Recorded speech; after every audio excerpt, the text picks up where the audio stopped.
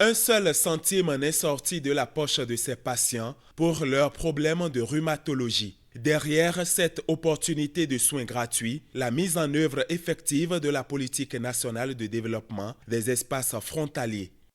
Une politique territoriale à dimension multisectorielle. Et c'est pour cela que la médecine est prise en compte. La BGF, qui s'appuie sur cette politique, sur son programme, fait en sorte que les médecins vont vers les populations pour que ces populations puissent avoir le sentiment d'appartenance à la nation et puissent connaître l'utilité et la présence de l'État à leur côté. La BJF a sollicité l'expertise de la Société béninoise de rhumatologie pour redonner le sourire aux populations victimes de différentes pathologies.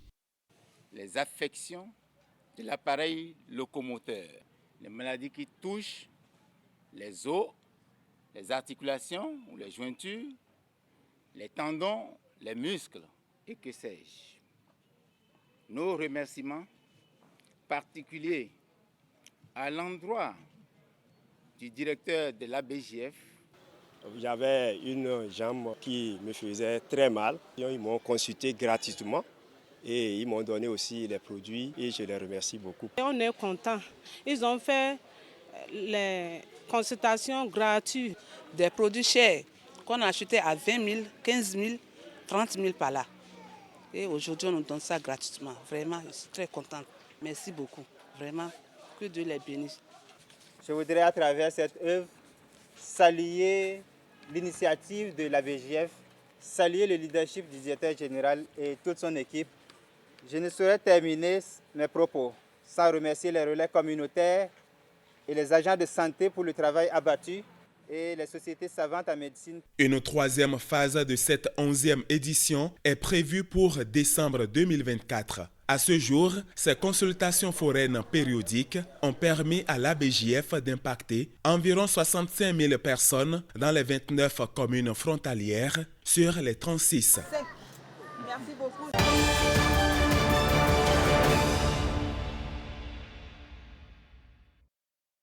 L'autonomisation de la jeunesse grâce aux mesures d'accompagnement du gouvernement. De jeunes entrepreneurs ou en devenir renforcent leurs capacités pour mieux servir leur communauté.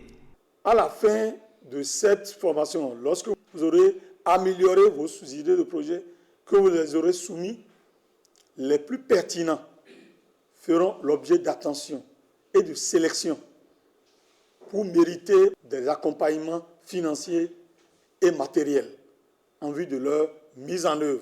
Je voudrais vous inviter à être très attentifs pour que vous puissiez faire une très bonne acquisition de connaissances. C'est l'occasion pour vous de mieux comprendre ce que nous mettons dans l'entrepreneuriat. 5 jours de travaux meublés de plusieurs communications sur des outils nécessaires à l'amélioration des projets soumis lors des appels à candidature.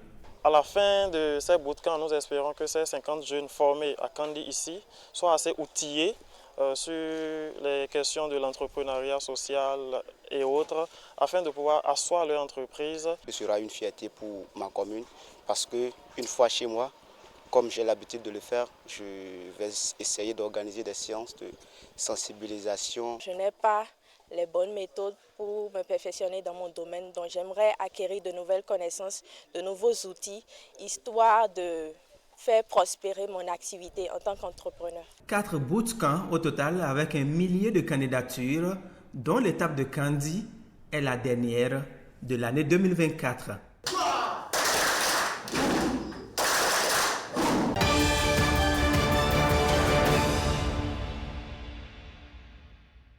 Et c'est parti encore pour 5 ans de partenariat entre le département de la Loire-Atlantique en France, le département de l'Ouémé et la commune d'Adjoum au Bénin. Une coopération dont la mise en œuvre de la précédente a montré qu'il s'agit d'un partenariat significatif matérialisé par des projets structurants. Des projets qui ont contribué à l'amélioration des conditions de vie des populations d'Adjoum.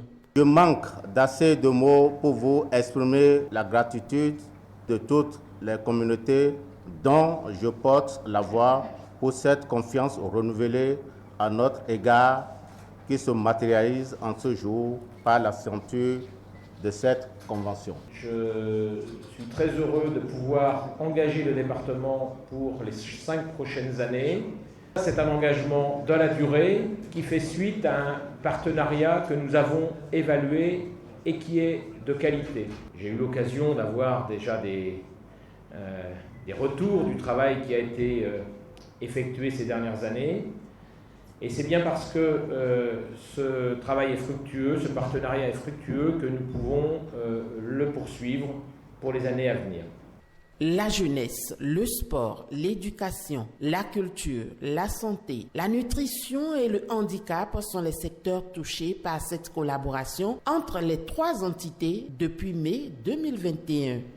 Je vous assure de l'engagement de la préfecture de Porto Novo à œuvrer aux côtés de la commune d'Adjohun pour garantir la mise en œuvre efficiente de la présente convention dans un élan du principe de réciprocité cher à nos territoires. La remise des certificats de citoyenneté à la délégation de la Loire-Atlantique et les échanges de présents ont marqué la présente cérémonie. Cap a été enfin mis au CEG de Codé dans la commune d'Adjohun pour l'inauguration d'un module de 3 salles de classe entièrement équipées avec bibliothèque et latrines, fruit de ce partenariat.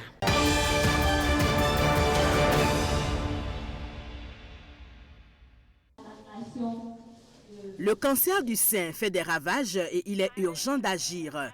L'association Yara Obiridide mise sur la sensibilisation dès le plus jeune âge. Les élèves des collèges publics et privés de la commune de Savet sont désormais mieux informés sur le sujet. La sensibilisation pour éveiller votre esprit, pour que vous puissiez savoir ce que c'est. Le dépistage pour saisir l'opportunité de voir s'il y a déjà des situations cachées qui pourraient devenir une réalité, un problème de santé après. J'ai un sein qui me fait mal. Quand vous sentez une douleur, en même temps, vous devez aller vous faire voir par une personne spécialisée. C'est aussi de chercher les anomalies et les formations pathologiques qui peuvent intervenir dans votre organisme. On va vous faire un examen par la palpation et s'il y a quelque chose, il y aura des examens complémentaires et ça amène à faire un scanner qu'on appelle la mammographie. La mammographie est en effet un examen qui permet de détecter avec précision différents types de nodules pouvant apparaître dans le sein. Je vous exhorte, chers enfants, dès aujourd'hui, à ne pas négliger votre santé. Mon corps, c'est ma santé. Ma santé, c'est mon corps. C'est moi-même. Il y a ce qu'on appelle aussi le nodule du sein. Le nodule du sein. Si vous avez déjà un petit point, un petit nœud dans les seins, il faut déjà alerter les parents. Je vous encourage. Grâce à cette sensibilisation, ces jeunes filles sont désormais encouragées à pratiquer l'autopalpation une fois par mois à la maison. Pendant 5 jours, les élèves seront également dépistés au centre Amour et Vie, situé dans l'enceinte du Collège d'enseignement général 1 de Savet.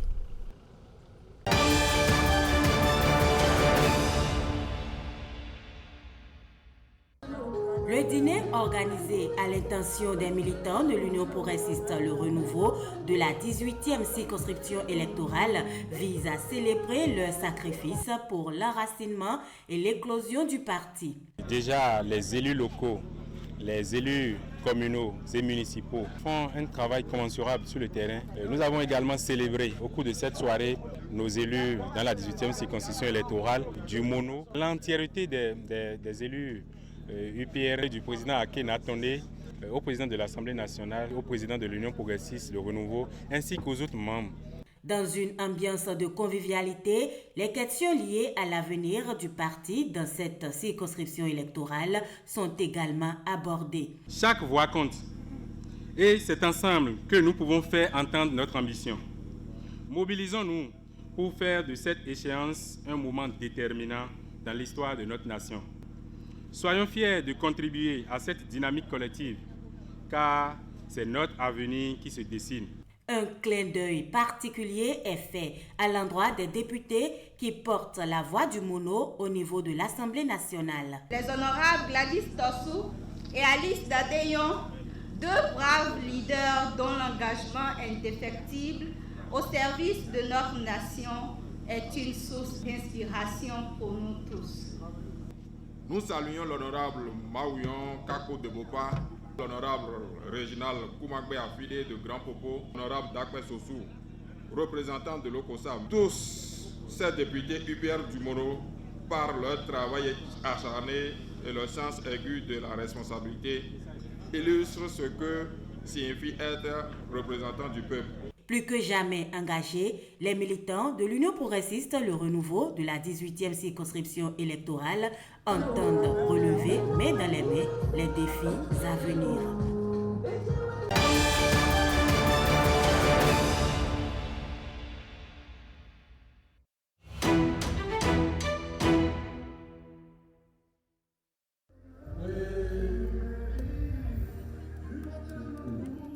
« 1999-2024, déjà 25 ans, que la Fondation Vallée a vu le jour, un événement festif marqué par une traditionnelle coupe de gâteau, 25 ans d'existence qui ont valu plus de 80 000 bourses d'études aux élèves et étudiants en Afrique, en Europe et en Asie. Le Bénin n'a pas été du reste. La Fondation Vallée est un organisme français d'utilité publique qui est au service de la jeunesse et de l'éducation dans 3 pays membres de l'Organisation internationale de la francophonie, la France, le Bénin et le Vietnam.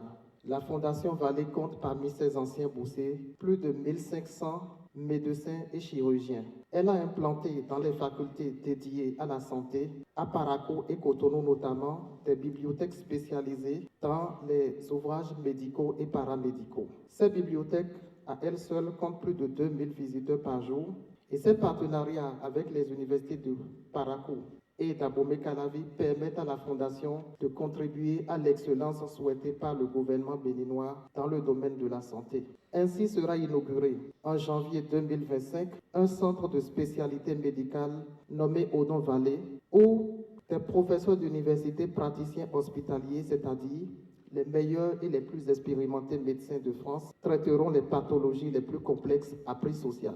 De même, la bibliothèque d'Abomey-Calavi, située derrière le campus, fera sa superficie doubler grâce à un nouveau bâtiment dès 2025. Au plan sanitaire, nous accompagnons enfin l'agence française, l'agence pénitentiaire du Bénin, dans sa prise en charge des détenus. L'ensemble des actions réalisées en 25 ans par la Fondation Vallée, en incluant la France, le Bénin et le Vietnam, correspond aujourd'hui à un investissement de 142 millions d'euros, c'est-à-dire 93 milliards de francs CFA, presque intégralement donnés par M. Odon Vallée. Et selon notre cher professeur Odon Vallée, cette action devrait durer 75 ans de plus. Il est à souligner que la Fondation Vallée a été créée sous l'égide des frères Odon et Jean-Daniel Vallée. Sa mission est de soutenir des jeunes peu favorisés mais doués et investis dans leurs études. Sous le volet bourse, depuis lors, 20 000 bourses nationales et une vingtaine de bourses pour les études en France ont été attribuées. En effet, plusieurs bénéficiaires des bourses Vallée sont devenus aujourd'hui des cadres émérites et travaillent aussi bien à l'international que sur le plan national. En tant que bénéficiaire de la Fondation Vallée, vous appartenez je dirais, au groupe des meilleurs béninois dans les études et je pense que vous resterez comme cela. Des espaces Wi-Fi installés dans tous les centres de documentation du CAEB pour faciliter des recherches en ligne aux usagers de ces centres.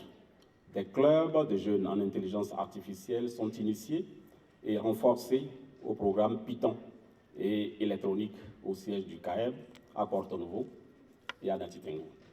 C'est bien heureux de constater que les actions menées au Bénin par la Fondation Vallée sont en arrimage avec la vision du gouvernement, celle d'assurer l'éducation à tous et de promouvoir l'excellence dans les collèges et dans les lycées. Pour marquer son quart de siècle, la Fondation Vallée réaffirme son engagement à bâtir un avenir plus solidaire et résilient.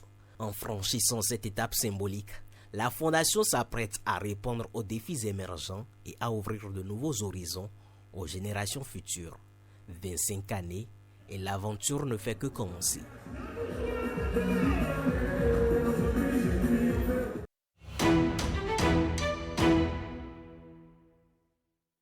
La SGDS renforce les dispositifs de salubrité et de précollecte des déchets solides ménagers. L'accès à certains quartiers sera désormais plus aisé grâce à ces nouveaux engins acquis auprès de la SONAMA par les PME pour desservir plus facilement les ménages. La SGDS est une structure partenaire de la SONAMA. Nous sommes en partenariat depuis un certain temps pour trouver des solutions d'accès aux zones difficiles pour les partenaires de la SGDS qui font la précollecte.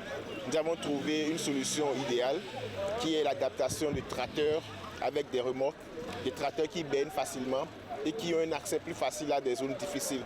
Et pour améliorer ces opérations sur le terrain, la SGDS a renforcé le dispositif de contrôle de ses prestations. Ces agents sont plus visibles dans la nuit.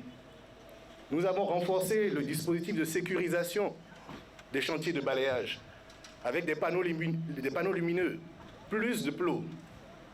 Tout ça pour faire face aux difficultés constatées et améliorer l'existant. L'objectif est de pouvoir desservir tous les ménages en tout temps, en toute saison. Et pour cela, comme vous le voyez derrière moi, les partenaires avec qui nous travaillons, les PME avec qui nous travaillons, ensemble, nous avons eu à choisir des camionnettes, des tracteurs, des tricycles diesel, autant de matériel pour pouvoir toujours garantir la desserte. Le partenariat entre la SGDS et la GDIZ est une approche sûre pour garantir la disponibilité des tenues de travail adaptées à l'activité des opérateurs.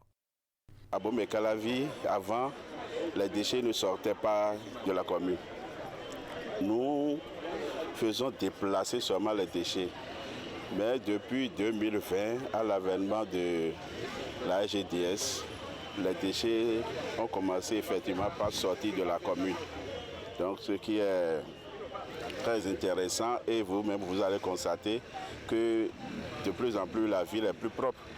Avec la SGDS, ça peut s'améliorer. L'ambition de la SGDS est d'améliorer continuellement la qualité de ses services dans les villes où elle intervient. Elle met les bouchées doubles pour relever le pas.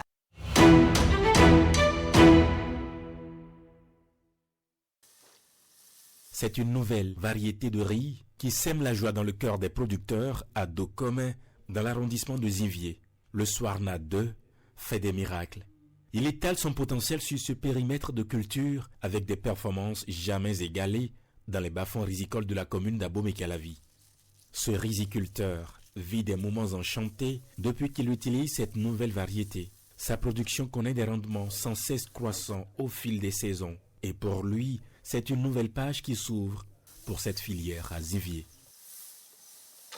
On a fait l'essai sur 500 mètres carrés. Donc l'essai a donné un bon rendement. Donc nous sommes très contents de cette variété Soarna 2. Nous sommes Thomas, on a vu et on a passé à l'essai et le rendement est bon. Cette nouvelle variété de riz à haute performance a été lancée par le groupe UPL, 5e société multinationale au monde dans le domaine agricole. Donc le taux de germination pour cette variété-là, ça m'a étonné, c'est 99%. Et j'ai compté moi-même. Et ça a donné un bon rendement qui a valu jusqu'à 7 tonnes 5. C'est UPL, c'est eux qui nous ont fourni toutes ces variétés-là. C'est 24 mai, ils m'ont remis les semences. Après 2 semaines, les riz ont vraiment poussé. J'ai pratiqué tout leur itinéraire technique. Et ça a donné un bon rendement. En visite guidée sur le site rizicole, les caractéristiques de cette nouvelle variété sont présentées. Le riz Soarna 2 est un riz hybride qui est déjà inscrit au catalogue de la CEDEAO depuis 2016. Et c'est un riz qui se sème à une graine par bouquet. Ce riz s'adapte aux faibles quantités d'engrais qu'on pouvait apporter. Et c'est un riz qui donne 12 tonnes par hectare, quand les conditions sont bonnes. Sinon, le rendement moyen, c'est 7,5 tonnes. Donc il y a beaucoup de surprises qui arrivent et le riz Swarna, on est sûr, saura révolutionner le secteur du riz au Bénin. Aujourd'hui, au Bénin, nous sommes déjà présents au niveau du maïs jaune et nous sommes leaders dans la distribution de maïs jaune Kabamanouj, qui a de très bons rendements, qui vont jusqu'à 10 tonnes par hectare. Pour le Fonds national de développement agricole et la TDA Pôle 1 en charge de la promotion de cette filière, cette nouvelle variété de riz a encore de beaux jours devant elle. Dans les objectifs du PAG, nous devons produire 1 million de tonnes de riz paddy à l'an 2026. Je crois que ce que l'UPR est en train de faire nous aide à atteindre ces objectifs-là.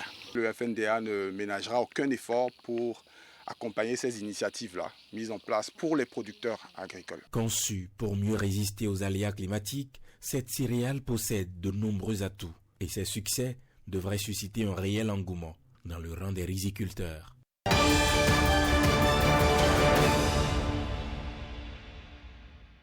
Quelqu'un qui maîtrise la thématique pour coordonner tout ça. La jeunesse de la Liborie est invitée à jouer sa partition dans le maintien de la paix et le renforcement de la sécurité dans le département. C'est pourquoi le projet Jeunesse, Paix et Sécurité revêt une importance capitale. Ce projet vise à donner aux jeunes les outils et les compétences nécessaires pour devenir des acteurs actifs de la paix et du développement. Il s'agit de les outiller pour prévenir les conflits, promouvoir la cohésion sociale et construire une société plus juste et inclusive. L'étape de Kandi vise à vous écouter, à vous impliquer davantage dans ce processus qui nous permettra véritablement de voir en matière de jeunesse, en matière de paix et en matière de sécurité, quelles sont nos priorités et dans quelle mesure, en tant que jeunes, nous pouvons apporter notre pierre à la construction de cette sécurité. La couche juvénile, confrontée entre autres au chômage, à l'exclusion sociale, constitue de potentielles menaces pour la paix et la stabilité. C'est une initiative que nous attendions depuis parce que la résolution 2250 a été adoptée depuis 2015 et il fallait, pour sa mise en œuvre, procéder par l'élaboration du plan d'action national. Et donc c'est un début que nous saluons beaucoup et c'est pourquoi WANEP s'associe à cette initiative. La jeunesse, elle est exposée au recrutement des actes un peu qui entravent la paix dans son rang et cette jeunesse a bien besoin d'être suivie, éduquée et cette séance de renforcement de capacité est la bienvenue dans notre département de la Liborie, précisément à Kandi. Les différents acteurs désormais impliqués dans la promotion de la paix et la cohésion sociale constituent des ambassadeurs au sein de leur communauté.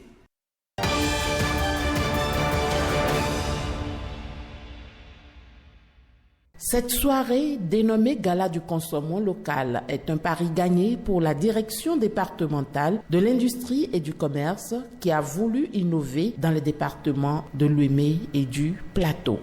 Nous avons ambitionné grand et notre foire du consommant local Ouémé Plateau a été bien agrémentée. Je vous demande de bien vouloir, partout où vous serez, d'être chacun des ambassadeurs du consommant 229.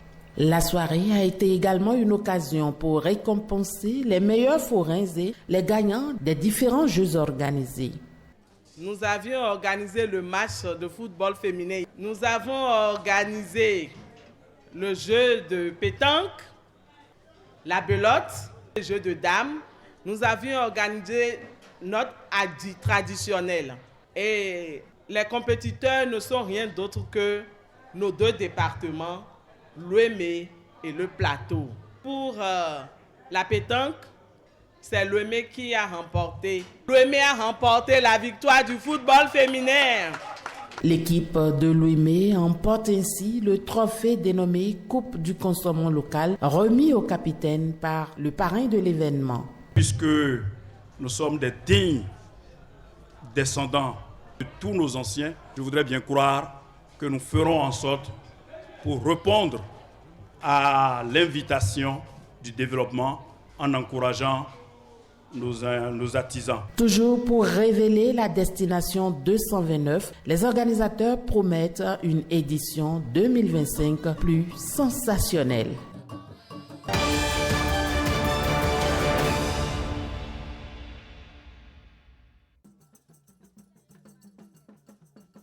Le Kétonoué reprend après 4 années de léthargie. Cette célébration écuménique d'action de grâce est la preuve que désormais, les difficultés sont bel et bien aplanies.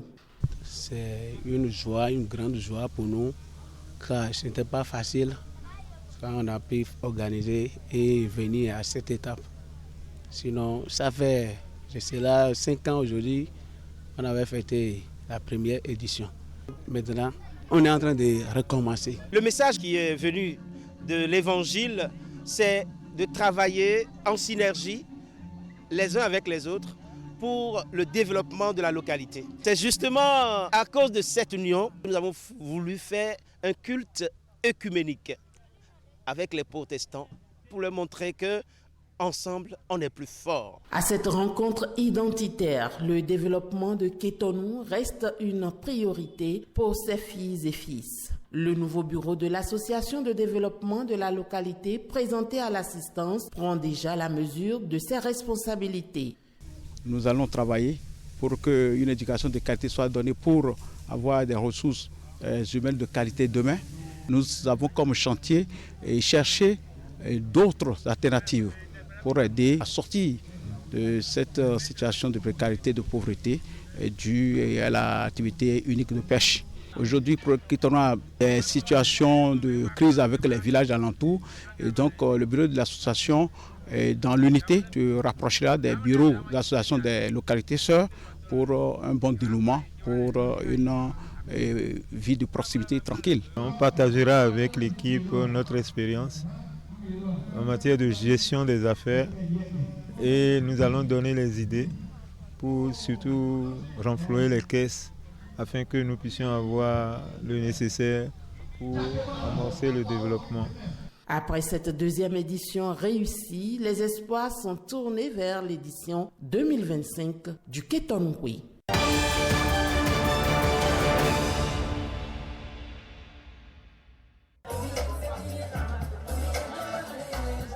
L'ambiance habituelle de cet établissement de soins cède place à un instant festif.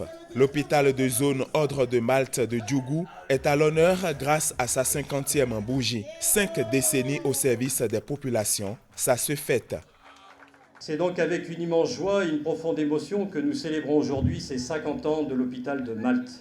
De simple dispensaire à l'origine, soignant la lèpre, le voici devenu hôpital de zone pôle mère-enfant. En termes de performance, nous aurons donné naissance à plus de 5000 naissances l'année dernière, en 2023. Je me dois de rappeler également la présence en son sein d'un centre de kinésithérapie, un service ophtalmique, un service de radiologie et un service de stomatologie. Un poumon sanitaire pour la région, aujourd'hui hôpital cinquantenaire, fruit des efforts conjugués de toutes les parties prenantes. Le pari pour les 50 prochaines années est de faire mieux. L'Ordre de Malte est une maison où on ne reçoit que des faibles. Donc c'est dans ce regard vers les plus faibles que Alpha Taka et l'Ordre de Malte se sont rencontrés. Un merci sincère à tous ceux qui ont servi cette maison de sa création. Toute la profonde gratitude des populations de nos communes, personnelles. Vous avez un directeur qui écoute et c'est pour cela que nous allons lui souhaiter longue vie. Quant à vous, je crois que vous avez tout ce qu'il vous faut maintenant. Alors, qu'est-ce qu'il reste à faire? C'est les prouesses. Fêter les 50 ans de l'Ordre de Malte, c'est remercier et féliciter tous les agents de santé et le personnel administratif. Ces remerciements et félicitations doivent être compris comme un engagement à garder la dynamique. Les 5 bébés de la date anniversaire, le 23 mars 2024, ont reçu des présents au cours de cette fête qui a démarré dans la matinée par une activité physique dite « Marche du cœur ».